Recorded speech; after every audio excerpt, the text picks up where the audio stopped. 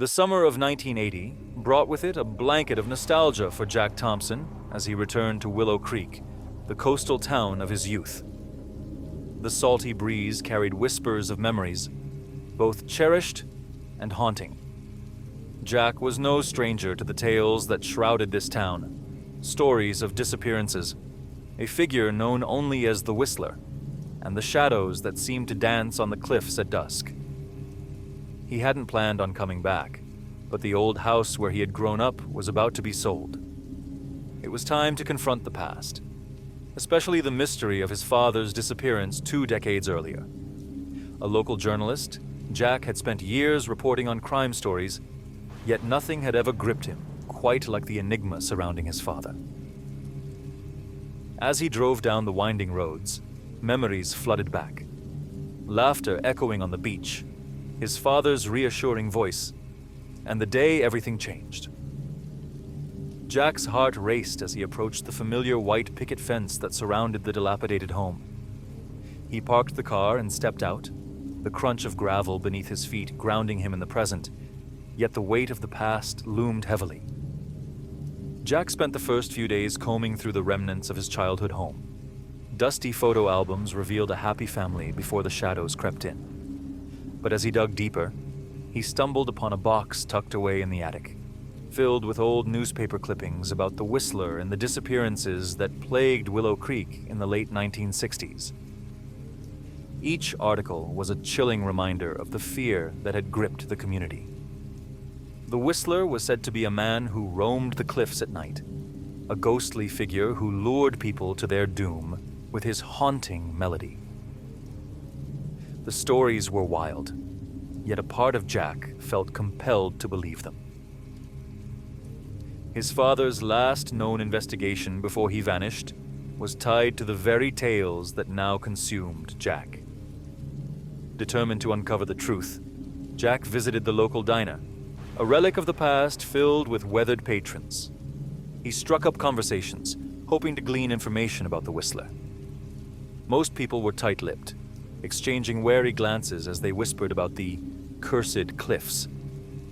But an old fisherman named Sam was more forthcoming, sharing tales of his youth. "They say the Whistler can still be heard on stormy nights," Sam said, his eyes clouded with memories. "Some folks believe he's protecting something, or someone." Jack's curiosity deepened, and he felt a connection to the stories of his father. The night fell, and the sound of the ocean filled the air, pulling Jack toward the cliffs as if they were calling him home. The next night, with only a flashlight and his father's old journal in hand, Jack ventured to the cliffs. The path was steep, and the wind howled like a restless spirit. He recalled the last entry in his father's journal, a cryptic note about meeting the Whistler at the edge of the cliffs. The words echoed in his mind as he climbed, each step steeped in a mix of fear and determination. As he reached the top, he paused, scanning the darkened landscape. Suddenly, a chilling whistle pierced the air, sending shivers down his spine. Jack's heart raced.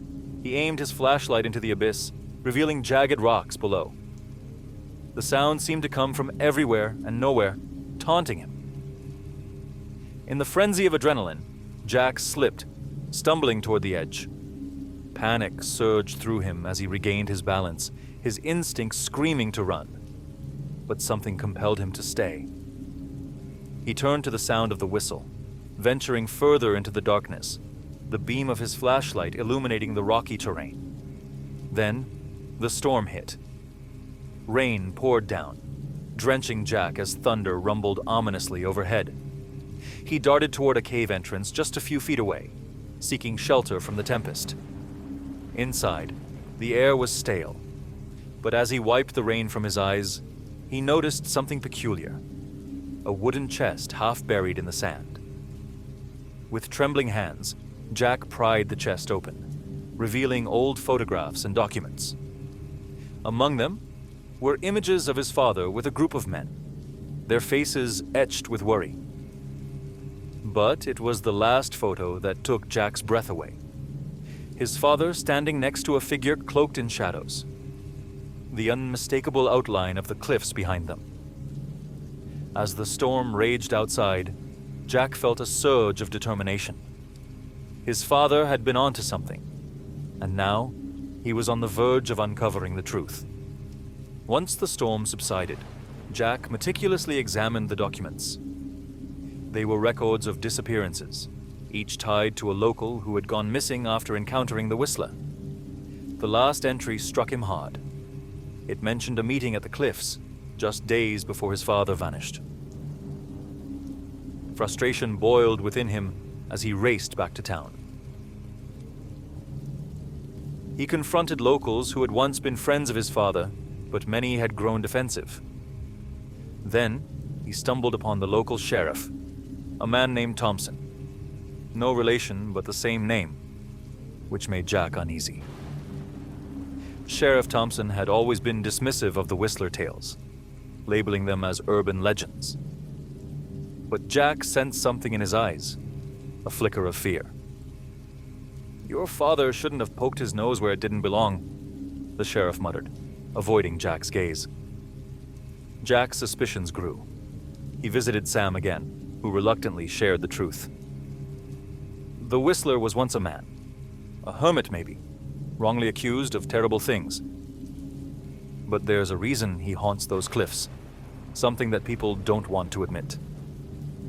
Jack's pulse quickened. He had to confront the shadows of his past and seek out the real Whistler.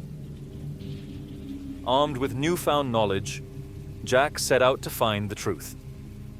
He revisited the cliffs, determined to piece together the final puzzle.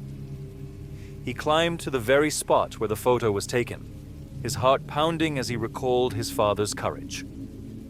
Suddenly, he heard the whistle again, softer this time, almost like a beckoning. Jack followed the sound, leading him deeper into the cave. There, he discovered remnants of a camp, old belongings, photographs, and a journal filled with drawings that matched the ones in his father's journal. At that moment, the reality hit him. The Whistler had been protecting a secret, one tied to Jack's father. The real threat had always been within the town, someone who wanted to keep the truth buried. Confronting Sheriff Thompson, Jack laid bare the evidence he had gathered.